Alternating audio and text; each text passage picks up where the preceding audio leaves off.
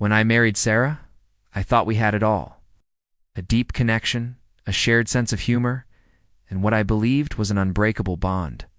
We were that couple, the one our friends looked up to. We'd been together for 10 years, married for 7, and I honestly couldn't imagine my life without her. But sometimes, the things you can't imagine are the ones that hit you the hardest. It started subtly, almost invisibly. A small shift in our daily rhythm. Sarah began spending more and more time on her phone, always angled away from me. When I'd ask who she was texting, she'd brush it off with a vague, "Oh, just a friend from work." She started working late more often, attending team-building events that I was never invited to. The physical distance grew, but it was the emotional gap that felt like a chasm. Our late-night talks were replaced by silence. The laughter that used to fill our home became a rare echo. I tried to talk to her about it. I'd say, "Hey, I feel like we're drifting apart. Is everything okay?" She'd look at me, her eyes empty of the warmth I once knew, and say, "You're just being paranoid. Everything's fine. I'm just stressed from work." I wanted to believe her, I really did. So I buried my head in the sand. I told myself it was just a phase, that all long-term relationships have their ups and downs. I convinced myself that I was the problem, that I was being too needy, too insecure. The breaking point came on a Tuesday evening. Sarah had told me she was going out for a girls' night. I was at home, trying to distract myself with a movie, when a friend of mine called. His voice was hesitant. He said, "Man, I don't know how to tell you this, but I just saw Sarah. She's at that new Italian place downtown. And she's not with her friends. She's with a guy from her office, Mark. And they don't look like they're just having a work dinner." My world shattered. It was like a physical blow. The air left my lungs, and for a moment, I couldn't breathe.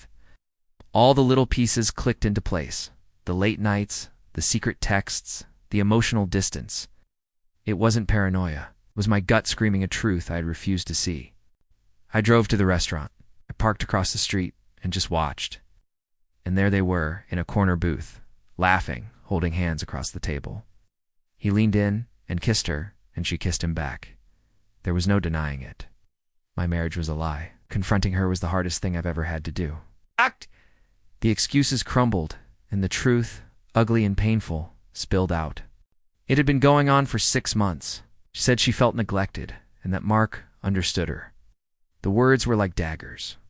It wasn't just a physical affair. It was an emotional one. She had given him the part of her that was once reserved only for me. That betrayal hurt more than anything. The days and weeks that followed were a blur of pain, anger, and confusion.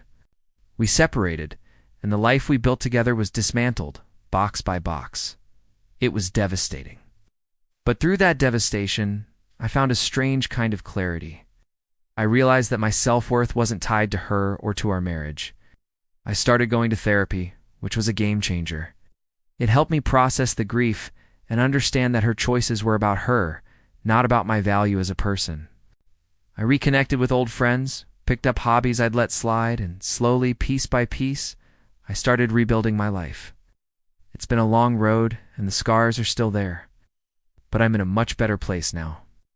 I learned that you can't control other people's actions, but you can control how you respond. You can let betrayal destroy you, or you can use it as a catalyst for growth. If you're going through something similar, please know you're not alone.